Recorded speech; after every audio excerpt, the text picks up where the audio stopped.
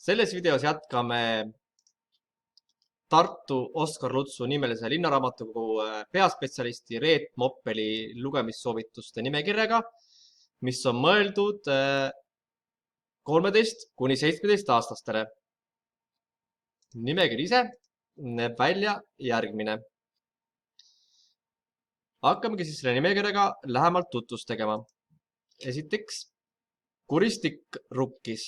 Kuristik rukkis on ka minu üks suuri lemmikuid ja väga elavalt mäletan, kuidas selle esimest korda läbi lugesin. Need mälestused ei ole siiani kustunud ja see on tõepoolest siiani üks mu lemmikraamatuid, nii et julgen kindlasti soovitada seda raamatut teilegi.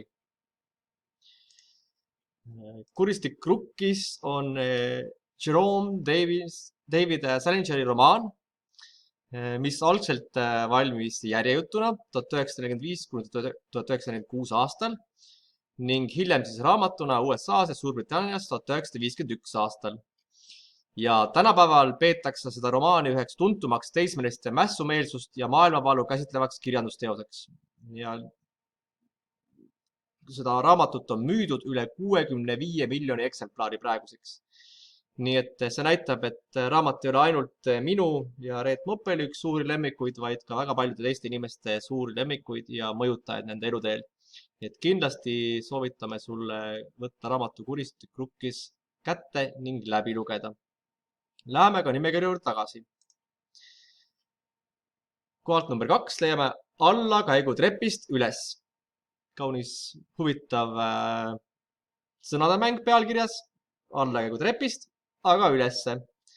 Ja siinkohal pean mainima, et järgnevate raamatute kohta ei oska ma väga palju teile lisada, sest et need raamatud on ka minule endale väga uued ja tekitavad väga suurt huvi. Nii et arvatavasti siin, kui see kriisiaeg ja liikumispiirangud veel pikaks venivad, siis loen nad kõik ise läbi. Aga nii palju, kui ma nende kohta netist suutsin leida, ma teieni ka toon. Ja valdavalt on need nende raamatute kaaned või pildid. Ehk siis Allakäigutrepist ülesse on Loomingu Raamatukogu sarjas ilmunud raamat ja näeb välja järgmine. Kolmas siin nimekirjas on Miks sa vaikid? Ja selle autoriks on Heljo Mänd, tuntud armastatud Eesti kirjanik, kes on väga palju juurdunud noortele. Ja mingil põhjusel ei ole ma seda lugenud, kuigi Heljo Mändi ennast ma teisi raamatuid olen lugenud, aga seda Miks sa vaikid ei ole. Ja selline näeb see raamat välja. Minul endal tekkis suur huvi. Tõenäoliselt võtan lähitulevikus selle kätte ning loen läbi. Seejärel Egon ja 8. maailmaime. Selle raamatu kujundus on siis järgmine. Jällegi vaimukas pealkiri. Me teame ajalootundidest, et maailmaimesid oli varem 7, mida pole tänapäevani säilinud.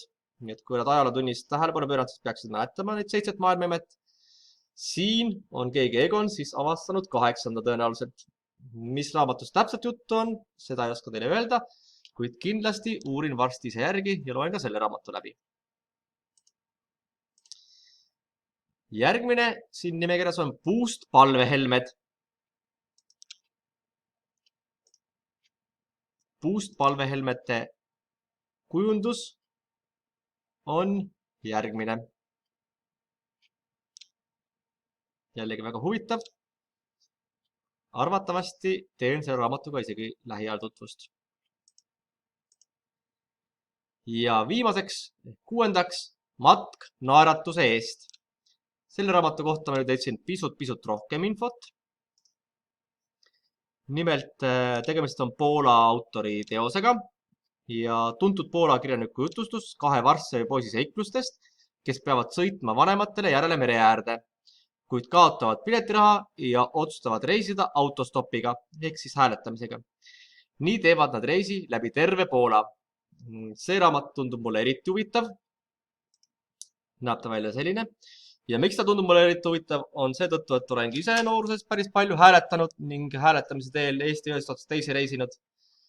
Ning filmis filmidena on road movie'd ehk siis filmid, mis võtavad kokku mingi teekonna, tavaliselt kas auto või bussiga läbi mingi riigi, on minu suured lemmikud ning ma arvan, et tõenäoliselt ka siis raamatutena võivad olla need road movie'd, road raamatud minu suured lemmikud. Et seetõttu arvan, et järgmine raamat, mida kätte võtan, on just seesama Matk naeratuse eest, et siis saada teada, kas mulle ka teekonnaraamatud meeldivad, nagu mulle meeldivad road movie'd. Ja kas see raamat äratab minus mälestusi minu hääletamisega retkede kohta Eestis või mitte. Saan teada. Selline on siis nimekiri, mida Lutsu raamatukogu peaspetsialist Reet Moppel soovitab 13–17 aastatele. Minus tekitas kindlasti suurt huvi. Loodan, et ka sinus ning leiad siit põnevat lugeda. Kõik lingid, mida kasutasin siin videos kui ka eelmises videos, mis keskendus lugemissoovitustele noorematele lugejatele, panen postituse alla ning seega ole mureta, leiad need postituse alt ja ei pea ise guugeldama hakkama. Selleks korraks siis kõik, järgmine nädal juba järgmised lugemissoovitused.